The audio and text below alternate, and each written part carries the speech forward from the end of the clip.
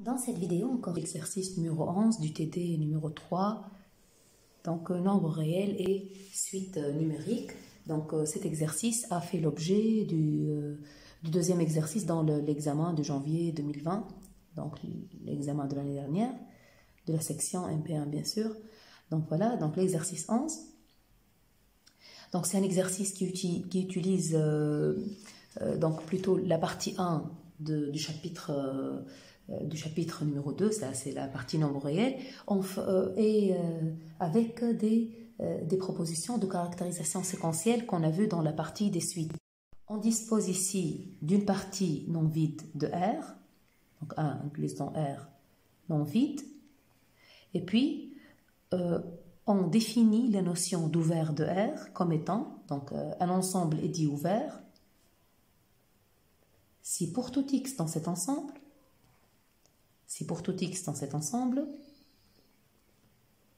il existerait un rayon epsilon tel que tout l'intervalle x moins epsilon, l'intervalle ouvert x moins epsilon, x plus epsilon est inclus dans A.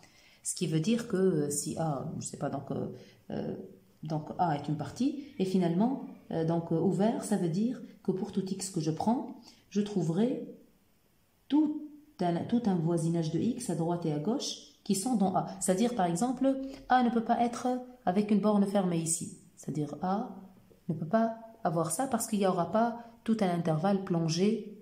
Il faudra tout un intervalle qui contient x plongé dans A. Donc, des deux côtés, gauche et droite, qui est plongé dans A. Voilà. A n'est pas forcément un intervalle, mais on peut remarquer que les intervalles ouverts vérifient en particulier cette propriété. Mais ce n'est pas forcément un intervalle, c'est une partie. Ça peut être la réunion de deux intervalles ouverts, on peut le voir. On peut voir que ça peut être donc la réunion de deux intervalles ouverts. L'essentiel, la propriété de la façon, de la façon la plus abstraite qu'elle soit, donc n'oblige pas A d'être intervalle ni rien du tout. Donc juste, elle dit, la définition, elle dit que pour tout élément de A, il va exister tout un intervalle autour de cet élément x qui soit en totalité inclus dans A. Donc tout un intervalle plongé dans A qui contient x avec ces deux ailes ici, c'est-à-dire ces deux voisinages, droite et gauche, qui sera plongé dans A. Ça, c'est la notion d'ouvert. Et fermé, A sera dit fermé si son complémentaire est ouvert. Donc la notion de fermé, elle vient comme si déduction de la notion d'ouvert. Donc finalement, le fermé est défini à l'aide de l'ouvert. Donc A est fermé si son complémentaire est ouvert. Alors il sera dit fermé. Donc là, lorsqu'on donne des définitions tel qu'est le cas dans cet exercice, donc on teste la capacité de s'adapter à une nouvelle définition. Donc le fait de lire la définition, bien la comprendre. Donc même si ce n'est pas une définition dans le cours, mais on va la voir maintenant, la comprendre, et puis petit à petit on va dégager des propriétés. Donc quelques propriétés. Dans le petit 1, on va dégager quelques propriétés, bien sûr, utiles dans le but de cet exercice. Finalement, après cet exercice, il va étudier les parties ouvertes et fermées à la fois. Il va finalement prouver que cette partie-là, ouverte et fermée à la fois, ne peut être que R. Une partie non vide, ouverte et fermée à la fois. Donc, on commence par dégager quelques propriétés. On dit si A est un ouvert, montrer que A n'admet pas de minimum. Donc, un conseil général que je donne lorsqu'il s'agit d'une question dans la forme négative, on peut essayer de démontrer par l'absurde. Bien sûr, si on n'a pas de méthode directe, on peut essayer de montrer par l'absurde.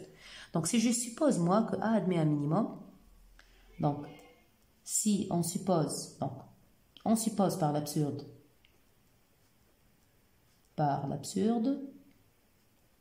que A admet un minimum, que je noterai A admet un minimum, petit m par exemple,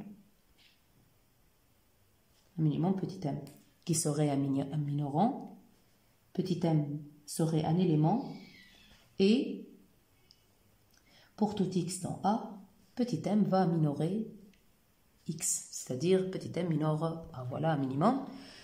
Donc, très bien. Donc voilà, on va montrer que cela entraîne une absurdité. Donc A est un ouvert, A est ouvert ça implique, et M appartient à A, ça implique l'existence d'un epsilon strictement positif tel que tout l'intervalle M moins epsilon, M plus epsilon, en totalité est plongé dans A. Donc on va voir que M va être comme ça, et puis il y aura tout un intervalle autour de M plongé dans A. Donc les éléments de ce côté-là de l'intervalle seront des éléments de A tels que M ne minore pas. C'est ça l'absurdité là où elle va sortir. Il y aura, donc M c'est le milieu, il y aura toute une partie à gauche de M telle que M ne minore pas et qui est incluse dans A.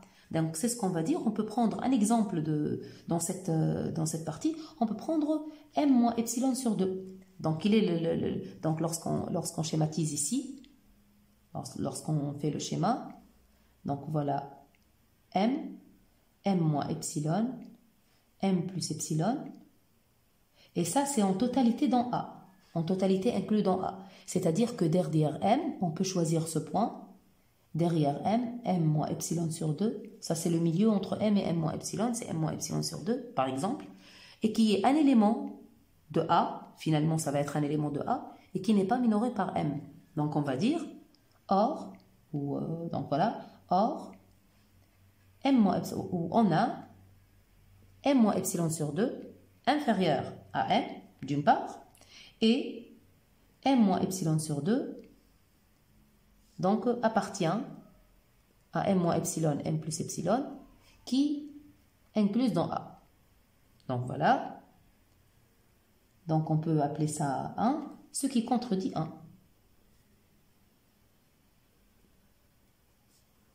Ça y est, d'où l'absurdité. Alors, A n'admet pas de minimum.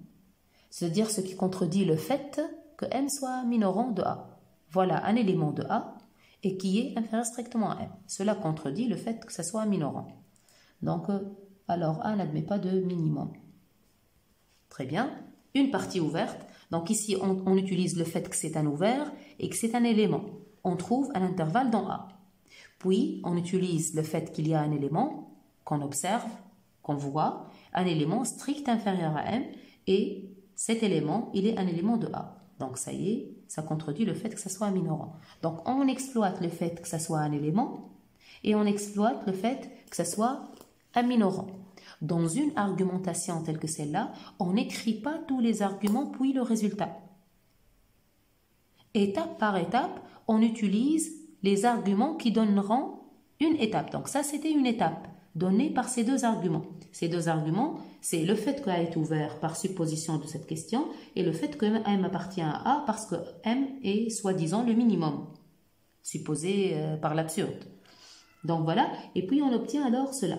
Une fois on a obtenu cela, avec un dessin on peut remarquer, donc le dessin n'est pas vraiment très nécessaire dans la démonstration, mais donc dans un brouillon, on pourrait le voir pour remarquer, donc pour pouvoir achever le raisonnement, c'est-à-dire remarquer qu'il y a un élément, qu'il y a beaucoup d'éléments d'ailleurs, tous ces éléments-là, pas minorés par M, mais qui seront des éléments de A, parce que finalement il y aura tout un intervalle autour de M plongé dans A. Donc voilà, donc après, une fois on remarque cela, on fait donc montrer que c'est pas minoré par M et que c'est un élément. On doit les dire les deux. Voilà un élément qui n'est pas minoré par M, ce qui contredit le fait que M est un minorant, alors A n'admet pas de minimum. Donc voilà, alors les arguments dans un raisonnement tel que celui-là doivent être utilisés, les arguments nécessaires pour chaque étape. C'est-à-dire, on prend pas, on ne cite pas tous les arguments et on dit alors le résultat. Ce n'est pas une bonne argumentation. C'est-à-dire, c'est considéré comme faux, carrément. Parce que pour montrer qu'on a A, B, C, D et on veut montrer E, donc on ne dit pas A, B, C, D implique E. On utilise les arguments nécessaires à chaque étape pour avoir une démonstration bien correcte. Voilà, donc ça c'est pour A qui n'admet pas de minimum. B, on dit que si A est fermé, donc maintenant si A est ouvert, il y avait une propriété qu'un ouvert n'admet pas un minimum. Maintenant, lorsque A est fermé, si A est fermé, on ne parle pas du même A à chaque fois. Dans le petit A, A est un ouvert, alors A n'admet pas de minimum. Ça y est maintenant, dans le B, A c'est un autre ensemble, fermé maintenant, lorsque A est fermé. Et on considère AN une suite incluse dans A, de limite L. Finalement, la limite L, elle est a priori un élément, donc un réel. On demande que cette limite, donc tout ça c'est les hypothèses, on a considéré A qui est fermé, on a considéré une suite dans A convergente, et on demande de montrer que L doit forcément appartenir à A. La tâche serait facile si A était un intervalle, parce que ça c'est passage à l'inégalité. Mais ici, A n'est pas un intervalle, n'est pas forcé d'être un intervalle. Donc A est un ensemble fermé, ce qui veut dire que donc AC est ouvert. Donc fermé veut dire que complémentaire ouvert. Donc c'est ce qu'on sait ici à propos de la notion de fermé. Et on veut montrer que la suite doit forcément converger dans A. C'est-à-dire si elle converge, sa limite sera dans A. Donc comment faire cela? Pour montrer que ça converge, on peut supposer qu'elle n'appartient pas à A. Pourquoi en fait on suppose que ça n'appartient pas à A? Pour dire qu'on suppose qu'elle appartient au complémentaire, pour revenir à la propriété de définition de l'ouvert. Parce que finalement, pour le fermer, je n'ai pas de propriété de définition ici pour l'exploiter. Donc j'aimerais bien revenir à la propriété de l'ouvert, la propriété de définition, la définition de l'ouvert, pour bien avoir un bout de fil. Par quoi commencer? Donc par quoi je vais commencer ma démonstration? Si je dis L appartient-il à A, pour A je ne sais rien, mais je sais pour le complémentaire. Donc on suppose par l'absurde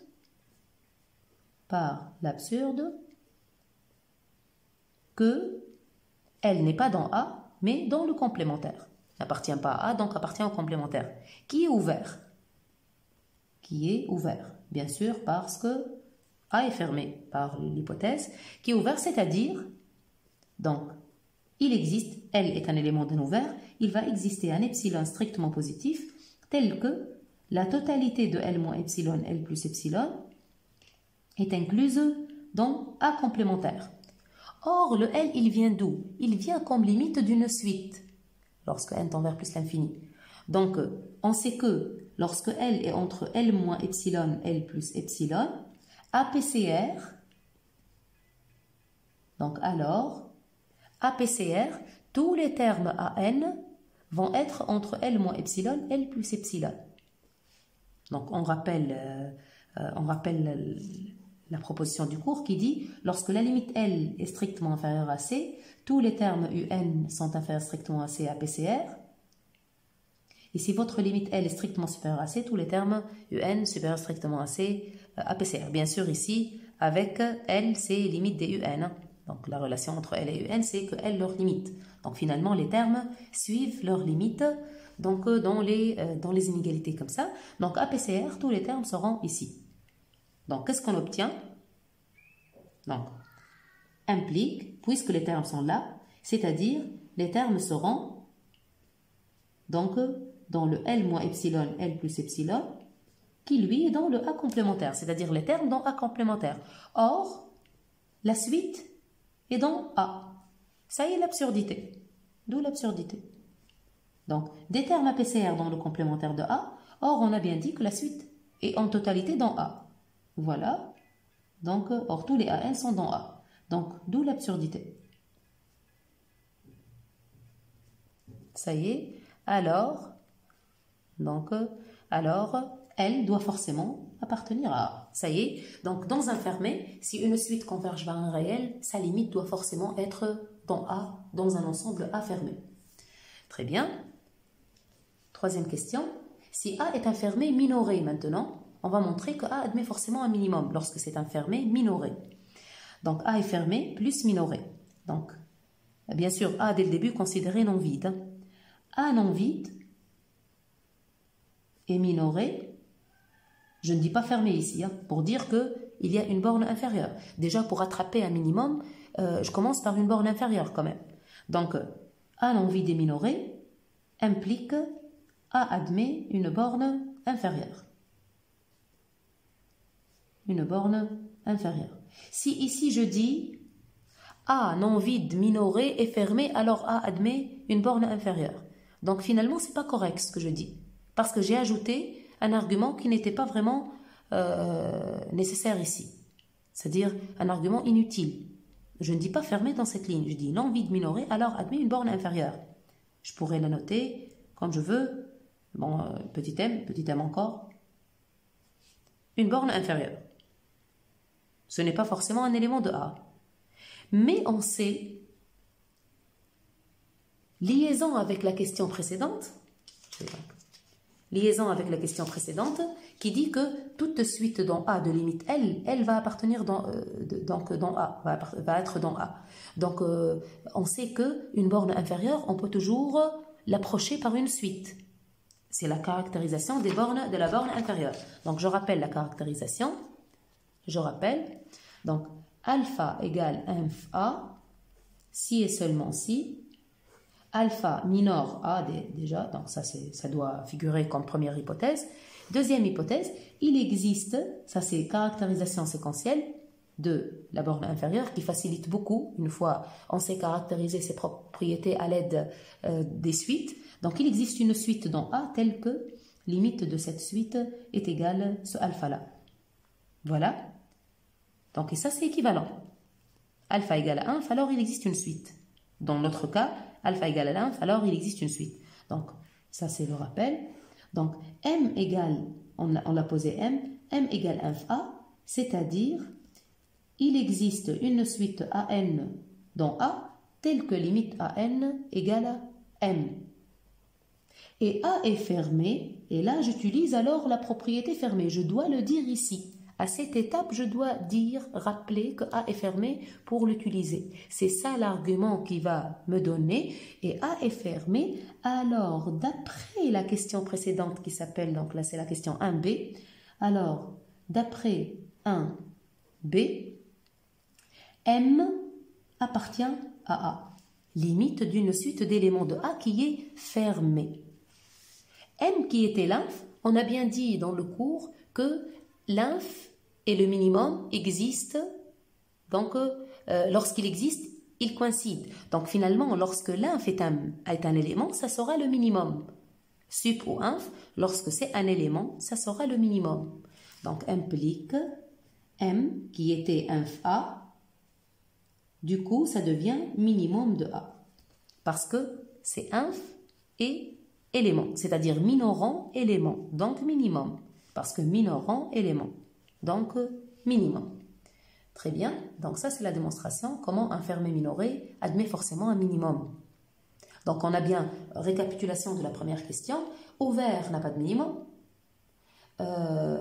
donc fermé avec une suite dans le fermé, alors sa limite ça sera dans le fermé, et fermé minoré, donc admet forcément un minimum. Et le minimum du fermé, on l'a apporté à l'aide des suites. Parce que ce minimum-là, cet inf-là, déjà il était inf au début, on l'a approché par une suite et on a utilisé alors le résultat qui dit que toute suite dans A, sa limite est dans A. Donc voilà, parce que A est fermé. Donc deuxièmement, le but de la partie 2 est de montrer que lorsqu'il est à la fois ouvert et fermé, lorsqu'elle est A et à la fois ouvert et fermé, elle doit être forcément égale à R. Donc on va supposer soit A à la fois ouvert et fermé. Donc lorsque A est ouvert et fermé, on va utiliser les propriétés des ouverts et des fermés. De l'ouvert et de fermé. Donc, petit a, on doit montrer que A ne peut pas être minoré. A n'est pas minoré.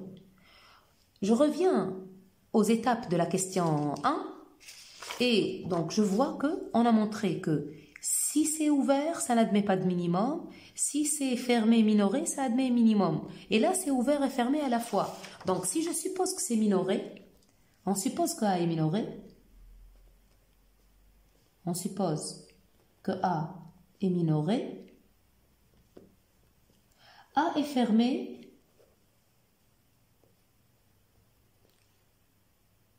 Donc, est une partie fermée. Et minoré implique A admet un minimum. un minimum. A est ouvert, là est supposé ouvert et fermé. A est ouvert, est un ouvert, c'est-à-dire A est un fermé, A est un ouvert. A est un ouvert, alors A n'admet pas un minimum. N'admet pas un minimum. Ça y est, c'est la contradiction. C'est-à-dire ça se contredit directement, ça se contredit immédiatement, d'où l'absurdité. D'où l'absurdité. Donc voilà, implique A n'est pas minoré. Ça ne peut pas être minoré. A n'est pas minoré. Donc A n'est pas une partie minorée. Voilà. Donc après, on demande, on pose, donc pour lambda quelconque dans R, on pose un ensemble oméga lambda de la forme, donc les éléments de A, tels que x strictement inférieur à lambda. Lambda étant fixé arbitrairement, donc l'essentiel, donc lambda ici est fixé, et ça c'est l'ensemble oméga lambda qui contient tous les x dans A, tels que x strictement inférieur à lambda. Première question, c'est de justifier que oméga lambda admet une borne supérieure. Donc ça doit être non vide majoré. Toute partie non vide majorée de R admet une borne supérieure. Donc non vide majoré, la condition non vide ne peut pas être négligée. On doit la démontrer. Donc pourquoi oméga lambda est non vide? Pourquoi en fait? On doit faire apparaître un élément x dans A tel que x est inférieur strictement à lambda. Donc quel x dans A? Ce n'est pas un x réel, ce n'est pas un réel quelconque, c'est un x dans A. Et A qui était supposé ouvert et fermé. On a montré dans une première question que ça ne peut pas être minoré. Ça veut dire quoi? Ça ne peut pas être minoré par lambda. Ça veut dire qu'il existe toujours un élément de A inférieur à lambda. Donc on va dire A n'est pas minoré, d'après petit a. A n'est pas minoré, d'après 2A. Alors lambda ne minore pas A. Ne minore pas A, c'est-à-dire qu'il va exister un x0 dans A, tel que ce x0-là est strictement inférieur à lambda, pour que lambda ne puisse pas minorer A. Ça y est, implique ce x0-là, ça appartient à oméga lambda, parce que c'est un élément de A strictement inférieur à lambda. C'est la définition de la partie oméga lambda. Très bien. Ça y est, implique oméga lambda non vide. Voilà. Donc ça, c'est l'étape oméga lambda non vide qui ne doit pas être négligée. Bien sûr, c'est ici... en fait, c'est la question ici. Parce que le fait de montrer que c'est majoré, c'est directement, il est majoré par lambda. Donc oméga lambda est majoré par lambda par définition. Donc rien à démontrer dans la majoration. Elle est directement majorée par lambda. Mais c'est le non vide qu'on doit justifier. Très bien. Donc alors... oméga lambda étant non vide majoré, oméga lambda admet une borne supérieure. Qu'on note ici A. On va noter A égale le sup de oméga lambda. Très bien, 2i. On va montrer que A appartient à A, appartient à grand A. A étant vu comme le sup. Donc ici, je reviens au même raisonnement qu'on a fait lorsqu'on a parlé de minimum.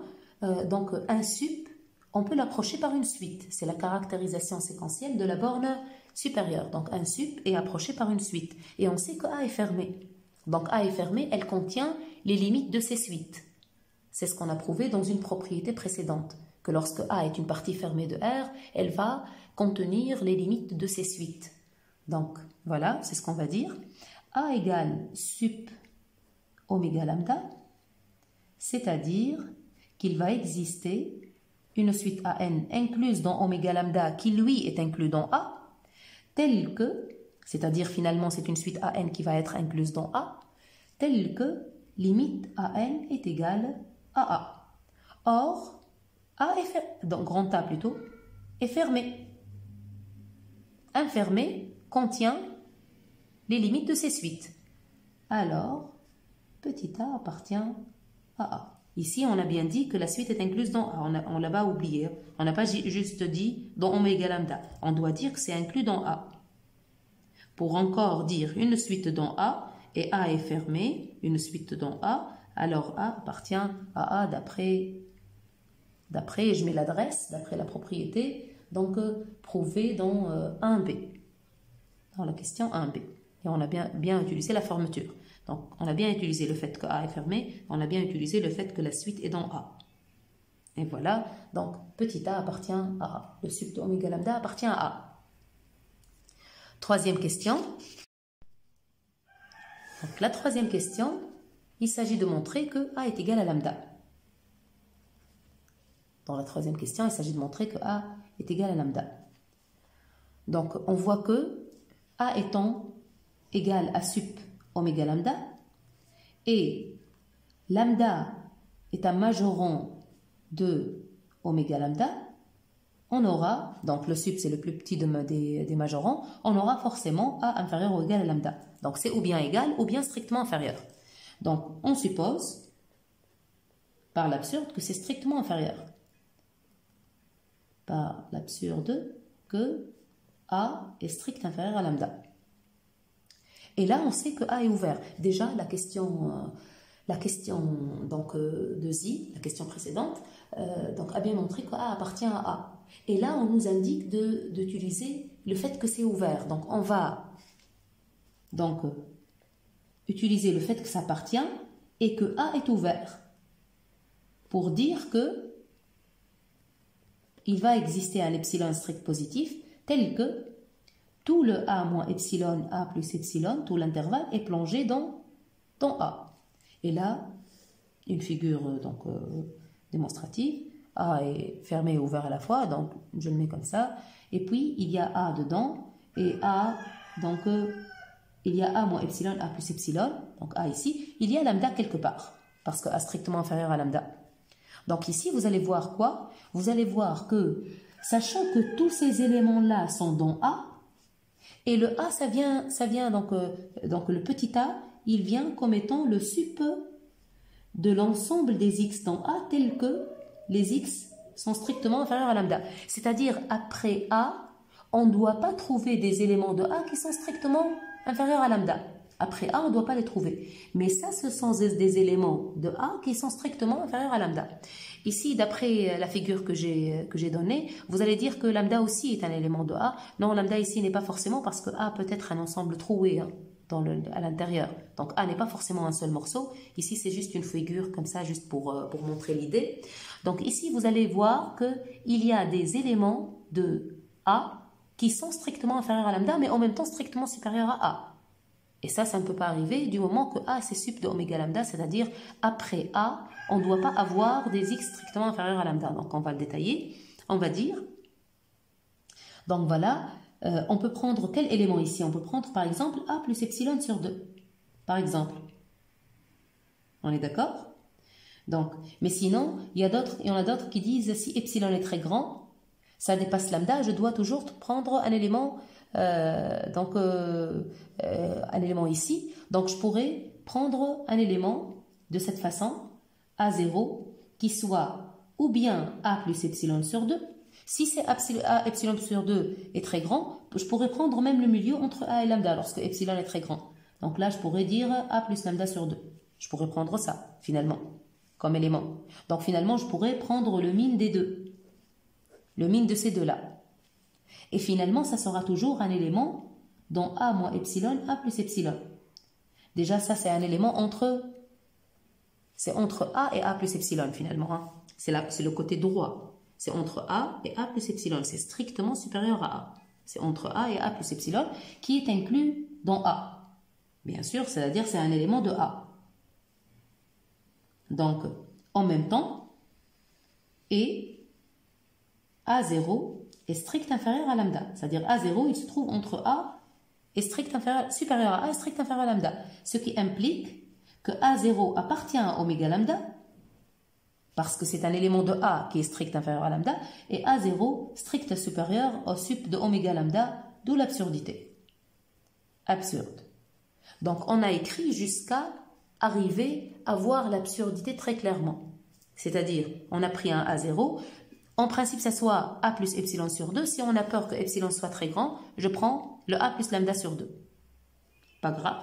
L'essentiel, c'est l'un ou l'autre. Finalement, je prends le minimum et ça sera toujours entre A et A plus epsilon, qui est inclus dans A, mais en même temps, puisque c'est le min de ces deux-là, donc finalement, ça sera toujours inférieur à lambda et supérieur à A, c'est-à-dire élément de oméga lambda et strictement supérieur au sub, ce qui est absurde. Ça y est alors, d'où A doit forcément être égal à lambda. Bon, disons, ça c'est donc la question la plus délicate de tout ce problème.